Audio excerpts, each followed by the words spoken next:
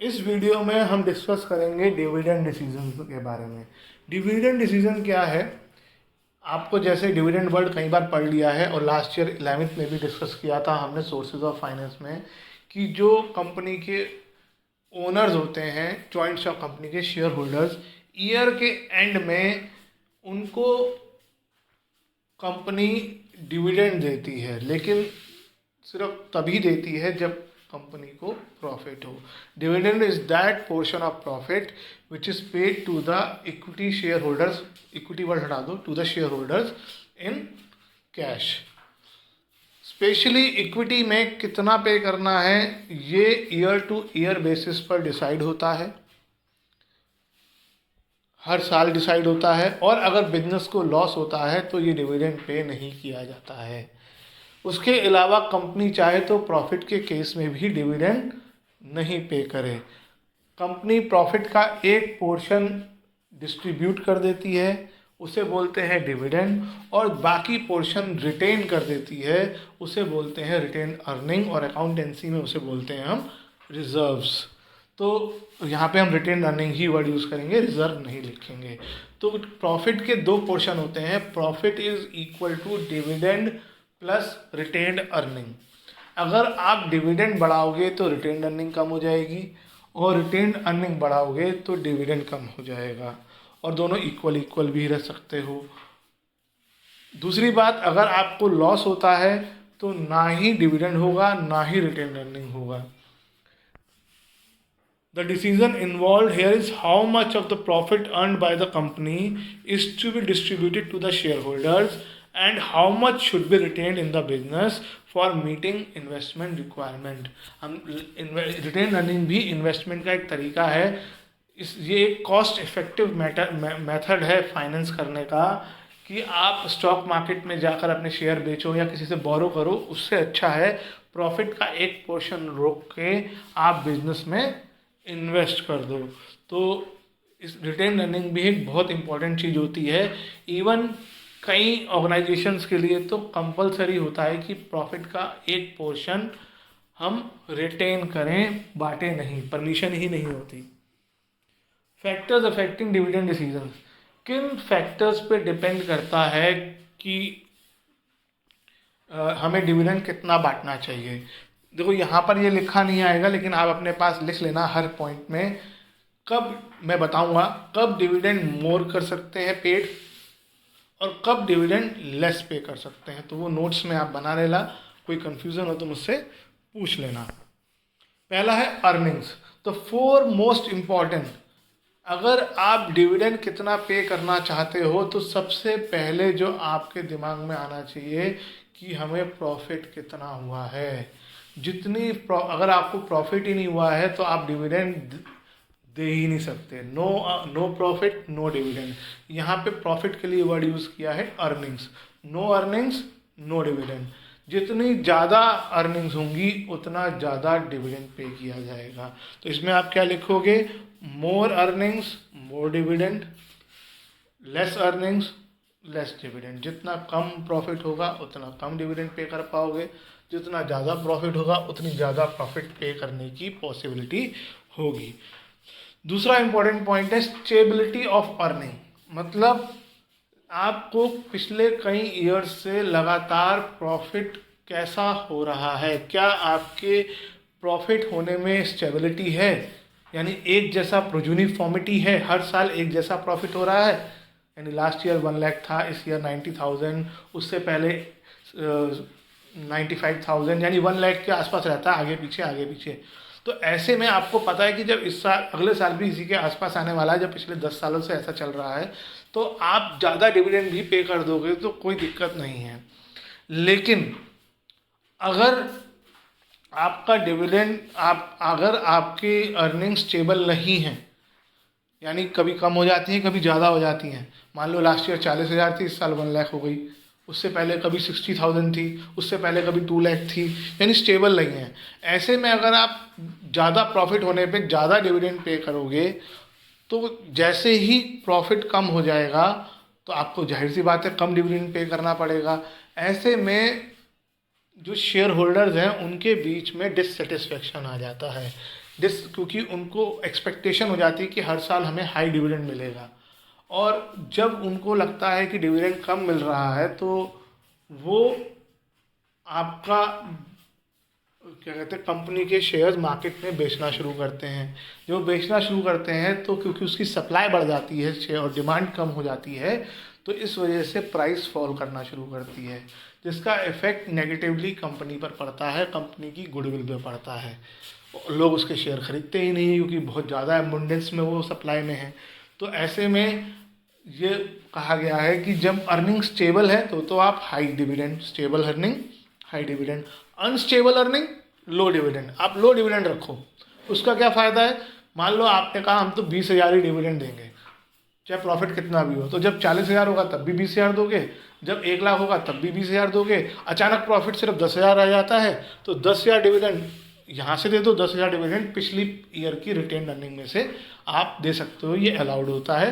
तो 20,000 आप हर साल दोगे तो जो सामने वाले को भी कॉन्फिडेंस रहता है कि हर साल मुझे एक जैसी अमाउंट रिसीव हो रही है। स्टेबिलिटी ऑफ डिविडेंड, ये भी एक बहुत इंपॉर्टेंट फैक्टर है कि जैसे मैंने अभी एग्जांपल दिया, अगर आप चाहते हो कि हर साल आप एक जैसा डिविडेंड दो, स्पेशली हमारे कई शेयर होल्डर चाहते हैं कि उनको रेगुलरली एक जैसी इनकम हो। अगर आप स्टेबल चाहते हो पेमेंट की हर साल, ऐसी हमारी सोच है कंपनी की कि हर साल एक जैसा डिविडेंड देना है, तो स्टेबल डिविडेंड के केस में हमें लो डिविडेंड डिक्लेयर करना चाहिए। क्योंकि अगर प्रॉफिट स्टेबल क्यों करना चाहिए, अगर हम हाई डिविडेंड डिक्लेयर करेंगे तो ऐसे में हर साल हम एक्सपेक्ट करेंगे हाई प्रॉफिट हो, और लो प्रॉफिट के केस में दिक्कत हो जाएगी। तो जब अगर हम चाहते हैं कि डिविडेंड शुड बी स्टेबल तो लो डिविडेंड, अगर हम चाहते हैं कि dividend payment can be unstable यानी कभी ज़्यादा कभी कम, ये हमारी सोच है, तो ऐसे में high dividend can be declared. ये लिखते जाओ जैसे मैं बता रहा हूँ। उसके बाद stock market reaction, stock market क्या एक्सपेक्ट कर रहा है, आप क्या सोच रहे हो कि स्टॉक मार्केट अगर ये सोच रहा है, आप क्योंकि हर एक को बिजनेस एनवायरनमेंट स्टडी करना पड़ता है, क्यों आपको लगता है कि अगर मैं डिविडेंड डिक्लेयर करूँगा तो उससे पॉजिटिव इफेक्ट पड़ेगा हाई डिविडेंड, तो आपको ऐसे में हाई डिविडेंड डिक्लेयर करना चाहिए। अगर आप सोचते हो, अगर आपको लगता है कि मार्केट जो है मेरे डिविडेंड हाई डिविडेंड डिक्लेयर करने पर पॉजिटिवली रिएक्ट करेगा तो high dividend can be declared. अगर मेरे डिविडेंड डिक्लेयर करने पे मार्केट पे कोई इफेक्ट नहीं पड़ने वाला है तो मुझे लो डिविडेंड डिक्लेयर करना चाहिए। जैसे आज की डेट में हमारी इकोनॉमिक पोजीशन कंट्री की बहुत अच्छी नहीं चल रही है because of this all corona etcetera, तो ऐसे में अगर आप हाई डिविडेंड डिक्लेयर कर भी दोगे तो स्टॉक मार्केट पे बहुत ज़्यादा अंतर नहीं पड़ने वाला है, तो हाई डिविडेंड डिक्लेयर करके उन्हें पे करना आप अपने ऊपर ही बर्डन डाल रहे हो। Then access to capital market, आप कितनी इजीली कैपिटल मार्केट से पैसा अरेंज कर सकते हैं। अगर there is easy access to capital market तो आप हाई डिविडेंड पे कर दो, कोई दिक्कत नहीं है, क्योंकि आपको जब पैसे की ज़रूरत होगी आप स्टॉक मार्केट से पैसा अरेंज कर लोगे। लेकिन अगर आपका स्टॉक मार्केट से पैसा निकालना आपके लिए डिफ़िकल्ट है तो ऐसे में आपको लो डिविडेंड पे करना चाहिए। क्यों, ताकि आप रिटेन अर्निंग कर सको। यहाँ पे डिविडेंड पर ध्यान नहीं देना है इस वाले पॉइंट में, इसमें रिटेन अर्निंग पे ध्यान देना है, ताकि आपको स्टॉक मार्केट से कम पैसा लेना पड़े और आपको जितने पैसे की ज़रूरत है वो रिटेन अर्निंग से अरेंज हो जाए। तो अगर आपकी कैपिटल मार्केट में एक्सेस इजी है, easy access to capital market, तो high dividend can be paid, क्योंकि ऐसे में हमें रिटेन अर्निंग की ज़रूरत नहीं है।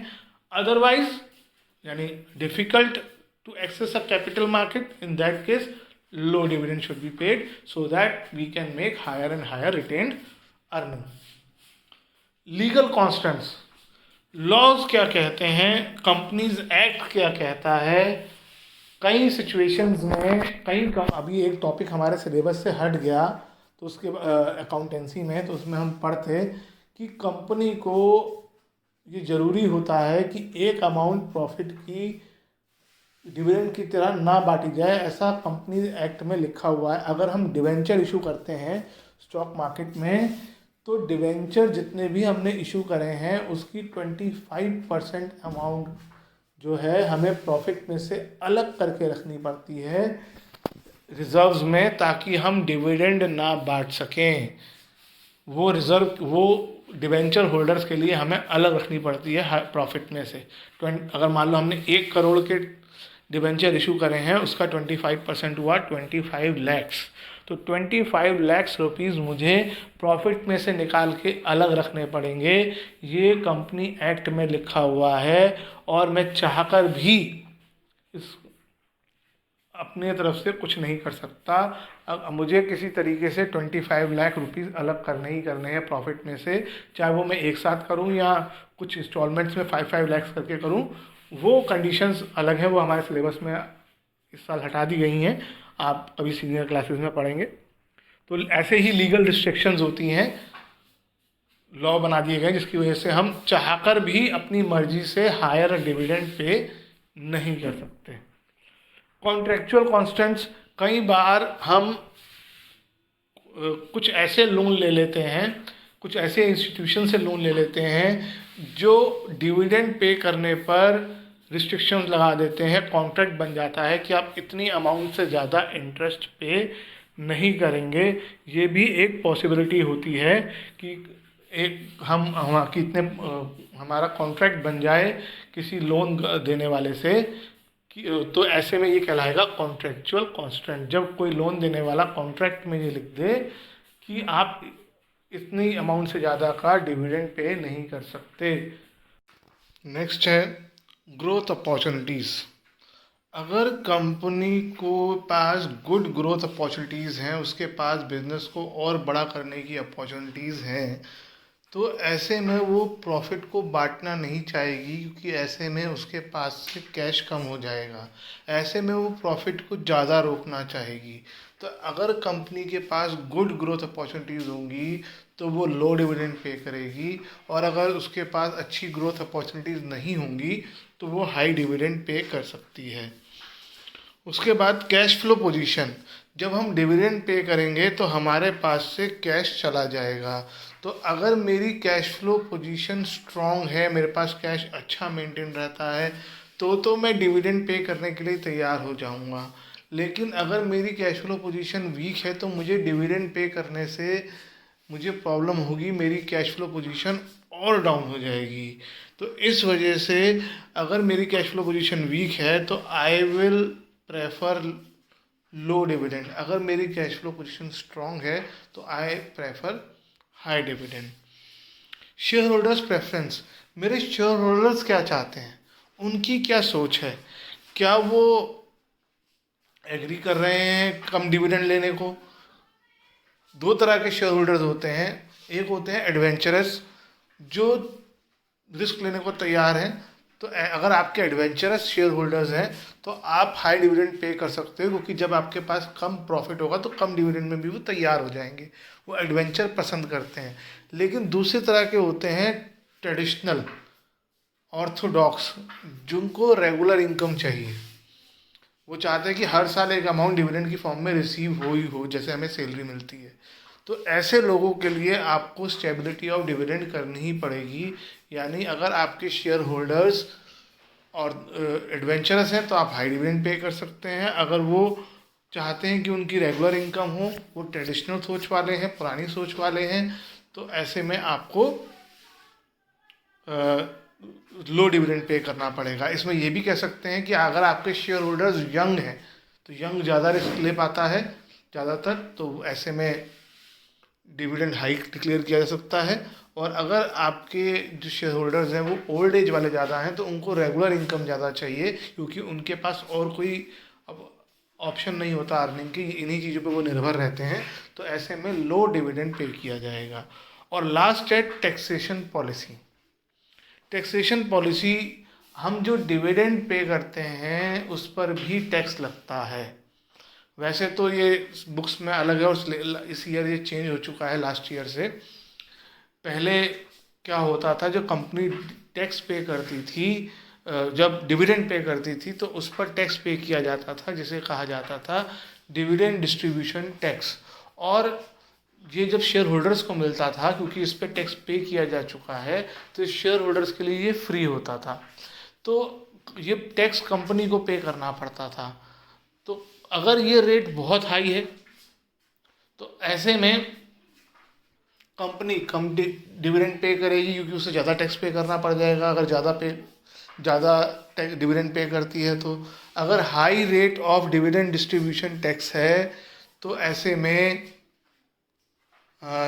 आप हाई डिविडेंड पे नहीं करोगे, लो करोगे, और अगर लो डिविडेंड डिस्ट्रीब्यूशन टैक्स है तो आप हाई डिविडेंड पे करोगे। उसके अलावा अब टैक्सेशन पॉलिसी चेंज हो चुकी है।